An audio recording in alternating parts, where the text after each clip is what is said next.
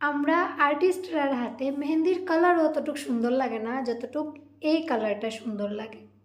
মানে এটা যেমন একটা আলাদাই শান্তি, যখন তুমি এরকম কাজ করায় আর তোমার হাতটা এইভাবে কালারে পুরা ভরি যায়, এটা তো কম পড়ছে কিন্তু এটা একটা আলাদা শান্তি আমরার কাছে। মানে ওই যে মেহেন্দির কালারটা আইলে যে সুন্দর যেটা থাকে, এর থেকে হাজার গুণা সুন্দর আমরার হাতটা যখন কাজ করার সময় কালার দিয়া ভরে, তখন হাজার গুণা সুন্দর লাগে আমার কাছে।